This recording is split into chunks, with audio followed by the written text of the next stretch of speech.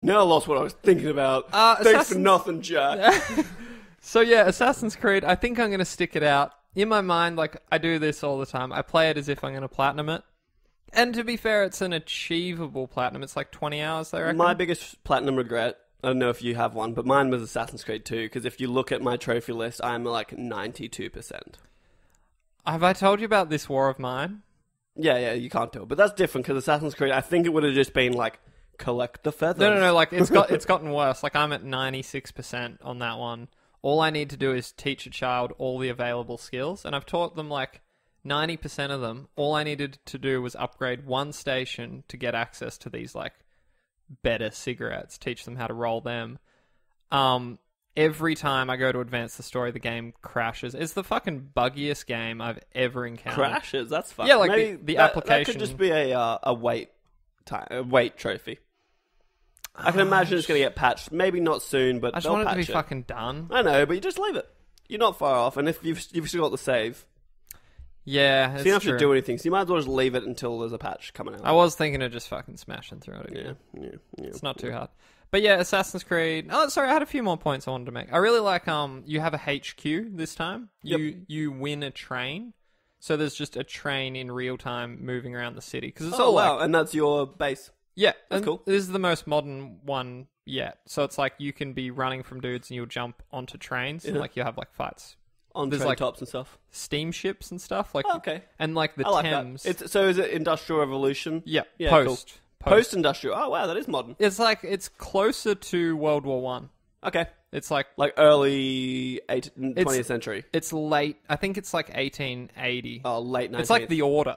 Okay. Almost. It's like that era. Okay, but not steampunk and alternate history. No, although Charles Dickens is kind of it does that whole thing. He's a Dickens? He's a bit of a Dickens. No, he's just like kind of portrayed as being a bit silly, which I thought... Is Charles Dickens meant to be like the... Da Vinci. Da Vinci, yeah. Oh, no, sorry, there's Alexander Graham Bell, the guy that invented the telephone. Okay, he's your inventor. Oh my god, actually that was the most cringeworthy moment, is where like he's hashing out the idea for the telephone, and he's like... it's a audio... Oh, I can't even... Basically what happens is your character suggests the name telephone, and he's like, nah.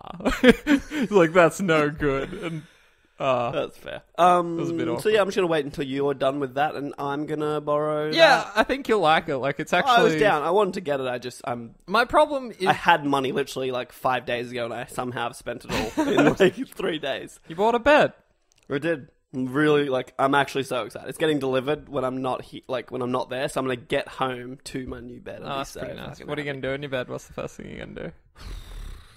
20, 30 hour slow jerk. All right. Really just commit to it. Right on. I'm not showing up for work on Thursday just to really get mazzing going. out. Of course, if you want to hear more about the slow jerk, tune into our GoK Q&A, the other podcast on our network. Yeah, post-weekly. It's always fun. Always fun. Anyway. So that's about it. That's all we played, really. Assassin's Creed's good fun. No. I actually had the same thought. I'll let you take it. Some of you might have also played the Uncharted 4. I'm calling it a stress test. I like that they called it a stress test. Me too. Because beta sounds dirty. Well, okay. We can talk about betas later. We will talk about betas. I think my thinking, right, bear with me, is it's a stress test in that it's not the actual game. You know what I mean? The Division beta, the game is MMO online. So, you're actually getting a huge chunk of the actual game. Yep. Whereas, a beta of Uncharted would include single player, because that is actually probably more... Oh, wait, so do you think what we played in the Division beta, that's how the game begins? That's... Yes. I assume so, but do you reckon all those invisible walls are taken out? Yes. Interesting. I think the invisible walls are gone. I don't know. Maybe there's a progression thing where you have to get to a certain unlock milestone in the story to unlock it. But I can assume that the invisible walls were just because we're in the beta. Cool. And this was they were like, this is all you'll get in the beta to just see what's going on. For some reason, I don't know what I thought. You thought that was it? No, I just thought maybe... I don't know. I guess in my mind, I thought it might be episode Duske, Final Fantasy 15. Yep. That's not in the game. That's completely unique. No, from what I could be wrong. I'm speculating, but I just was under the impression that was that was part of the city, but just a very select part of the city that had a little bit of like your base city and then dark zone at the end. Yep. But if you actually looked at the map in the beta, there was stuff on either, like a lot, big 4 or 5 times the amount of stuff on either side. Like there was a lot of stuff. Interesting. God, I'm pumped to play it. Yeah, just that. I'm still looking. I don't think it's moved. Since I'm looking at you. I can't actually see it. So you're great. lucky. I want to hold a mirror here so you can see it. But yeah, we played the Uncharted stress test. I've decided that multiplayer is only fun when I'm playing with friends. Yeah, and more specifically when we're dominating. Because online multiplayer is only fun if you win. Yeah, when absolutely. you lose, it's frustrating as hell, and you want to die. And like, to be fair, we had like a couple of my roommates, Govinda and I, were playing some last night, and we were dominating. But then this other team of people that had partied up just wrecked our shit so relentlessly. Fucking ruined us. And we were getting this weird thing where, no, maybe it's not weird, but it's something that I'm not a fan of in multiplayer games, where we played maybe 4 rounds, and 4 rounds was that same team constantly, and we were just not as good. It was, and yeah, like we freely admitted it. We're like, we need to quit so that they get matched with someone else, and we can go back. But thankfully, the game crashed on us, so we all had to quit anyway. It was buggy. Very buggy. It was buggy, but like you said, what do you expect from a free? Well, see, I think when you say stress test, it doesn't, like, a beta sounds like it's a little more official, in my mind. Well, okay, the thing that a beta to me is the game's not done. Yeah. A stress test to me is the game's done, now we're testing our infrastructure.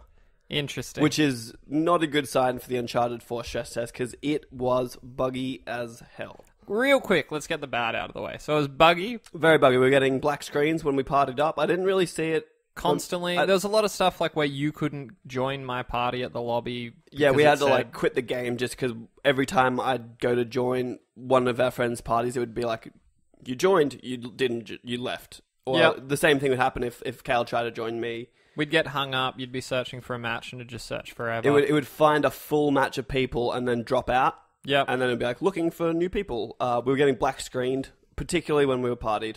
Yeah, and this is like, so you get through all that fucking You finally pick a class, and then it goes to load the map, and you just... It never loads. Which is a gut punch. More specifically, gameplay, totems are fucking bullshit. I don't think they're bullshit, I just think they need to be nerfed. Oh, particularly, hugely. like, maybe with... They shouldn't kill you. Yeah, maybe they can only take you down. They shouldn't KO you, they should take you down, and they shouldn't go for so long. I put up a wonderful capture video. The wall thing doesn't even bother me. It's just they seem to go for so long. So even if you're too close to it, you run as far as you can, you're still going to go down. I put up a wonderful capture video on the _PS podcast, and it's just me clearly behind a wall, just having this totem shoot energy through the wall, and it takes me down and then kills me. And if you watch on the map, you can see it doing it to 2 other people on my team. Yeah, and it's just bullshit. Not so fun. I took the mentality of you can't beat them, join them. So my main class had a totem in there because it was so good. Like it really was. When we were rocking it in a party of 4, we would be getting ambushed or something. Someone was ganking us, and I would just throw down a totem. It turns the whole tide of the battle, and everyone can get healed up.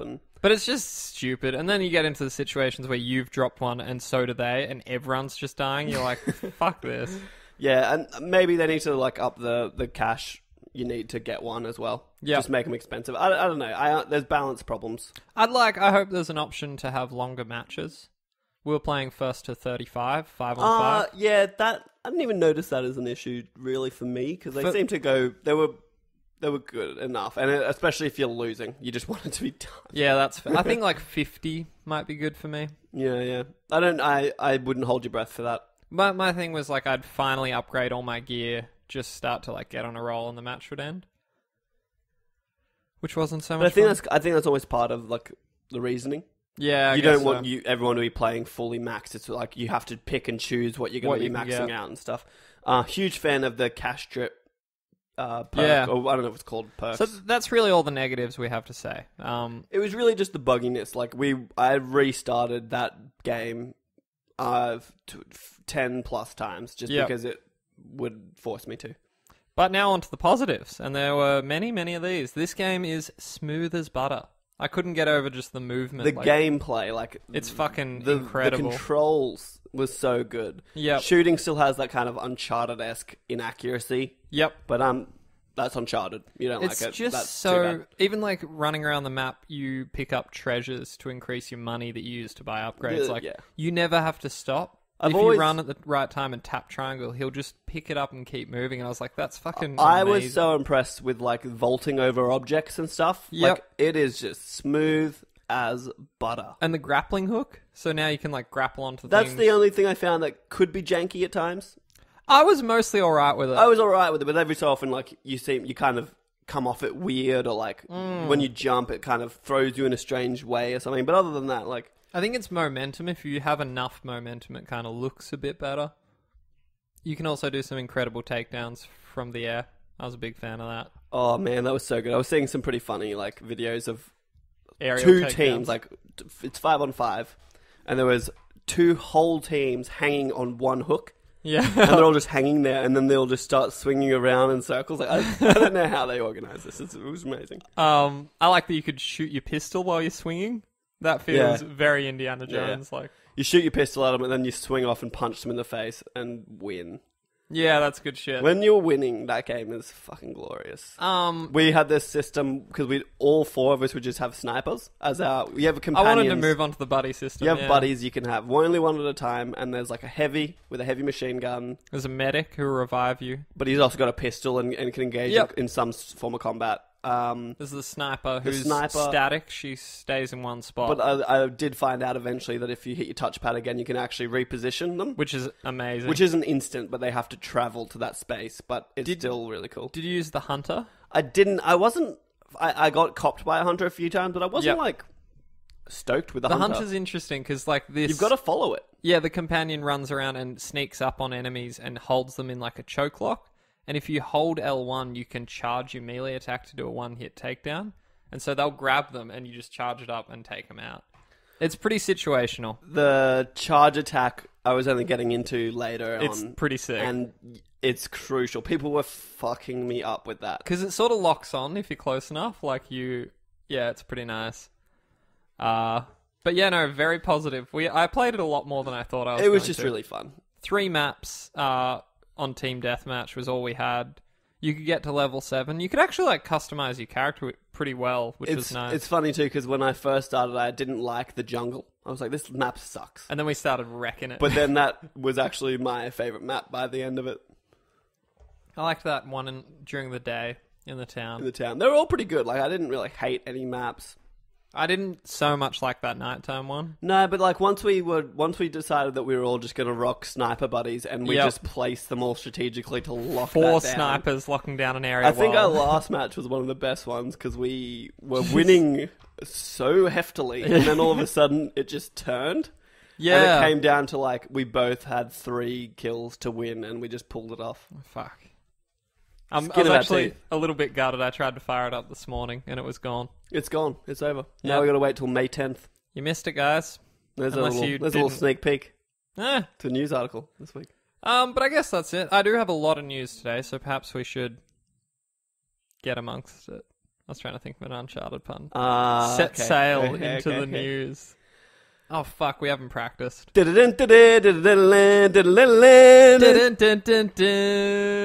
some news we care about. Mentioned in a GameStop video last month, Ubisoft confirmed that the first 2 expansions for The Division will be exclusive to Xbox One for 30 days. The third expansion, Last Stand, will be available simultaneously on PS4, Xbox One, and PC when it launches this winter. They explained, quote, Ubisoft has announced today that the first 2 of the 3 paid expansions for The Division, Underground and Survival, will have 30-day exclusivity on Xbox One, starting from the day of their respective launches. Underground, the first paid expansion, puts agents in New York's labyrinthine underground world of tunnels and subways to track down groups of dangerous enemies.